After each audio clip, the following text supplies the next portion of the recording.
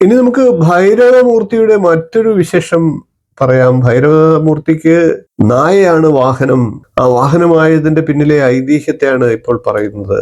ശൈവ സന്യാസികളായിട്ടുള്ള നായനാർമാരിൽപ്പെട്ട സോമാസി മാറർ എന്ന് പറയുന്ന ശൈവ സന്യാസി ഒരു യാഗം നടത്തുകയുണ്ടായി. ആ യാഗത്തിലാകട്ടെ ശിവഭഗവാൻ 4 നായകളെയും വിളിച്ചുകൊണ്ടാണ് എത്തിയത്.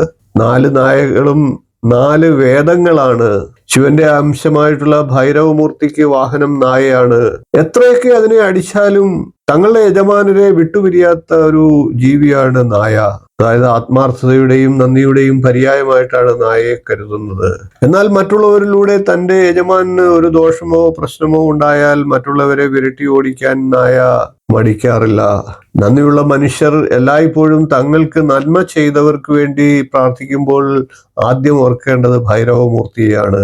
ഭൈരവമൂർത്തിയുടെ വാഹനമായിട്ടുള്ള നായയാണ്. തന്നോടൊപ്പമുള്ളവർക്ക് സംരക്ഷണം നൽകുക എന്നുള്ള ഉദ്ദേശത്തോടു കൂടിയാണ് ഭൈരവമൂർത്തി നായയെ വാഹനമായി സ്വീകരിച്ചത്. മണ്ണുകൊണ്ടുള്ള നായയെ വാഹനമായി സങ്കല്പിച്ചുകൊണ്ട് നായയുടെ രൂപം വാങ്ങി ഭൈരവമൂർത്തിക്ക് സമർപ്പിക്കുന്ന വഴിപാടുകൾ ചില ക്ഷേത്രങ്ങളിലൊക്കെ നിലനിൽക്കുന്നുണ്ട്. അങ്ങനെ സമർപ്പിക്കുന്നവർക്ക് പ്രതീക്ഷകളൊക്കെ നിറവേറാൻ സാധിക്കുമെന്നാണ് വിശ്വാസം.